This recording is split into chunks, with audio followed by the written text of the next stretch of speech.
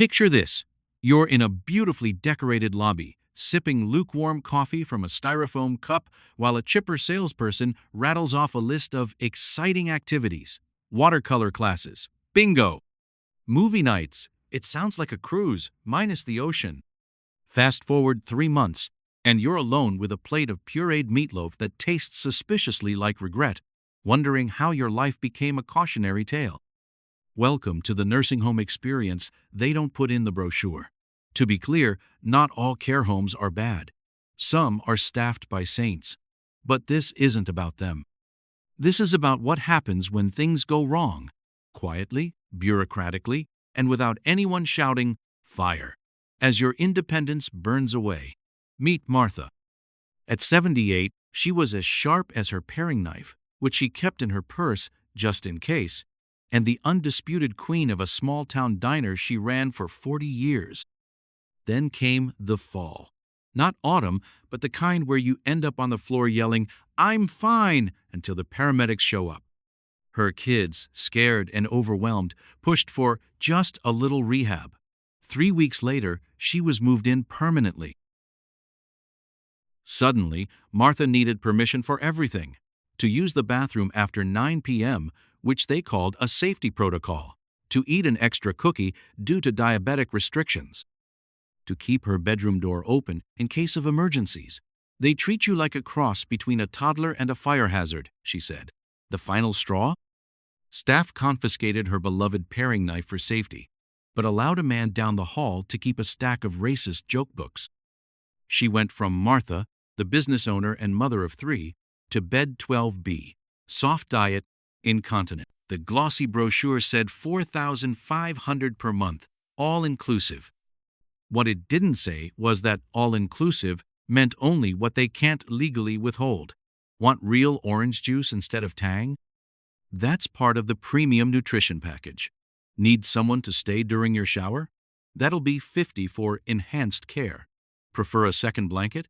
That's a thermal comfort upgrade. Martha was billed for everything from pill reminders, which amounted to someone poking their head in the door to say, "Don't forget your meds," to nightly safety checks that cost $200 a month just to confirm she was still breathing. When her savings dried up, she was moved to the Medicaid wing, where the TV only got static and old game shows. Ironically, her private pay room sat empty for months. The facility made more money that way.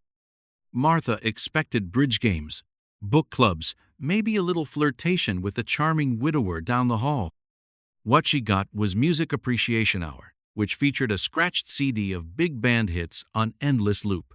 Current events meant watching muted Fox News while everyone napped. Intergenerational programming involved a teenager texting on their phone while grandma cried.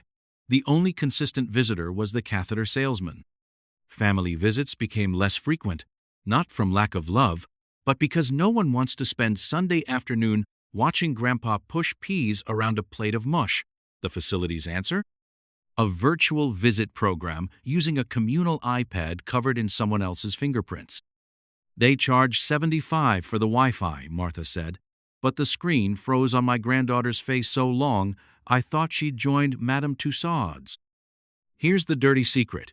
Nursing homes profit from decline. Martha entered needing only minor help. Within 6 months, her chart listed mild cognitive impairment for forgetting a bingo number. Mobility issues. After her walker disappeared for cleaning and was never returned. Depression for complaining about the food. The doctors diagnose by checklist, she said. Grieving your husband? You're depressed. Refusing your 18 pills at 5 a.m.? You're non-compliant. Missing your home? You're delusional. The breaking point came when she developed a UTI, a common issue in nursing homes. Staff ignored the early signs until Martha became delirious. They called it sudden onset dementia, pumped her full of Haldol, and billed Medicare for psychiatric stabilization. Martha's rescue came from an unlikely source, a TikTok video. Her granddaughter posted about PACE programs, community-based care that provides nursing home-level services while allowing people to stay in their own homes.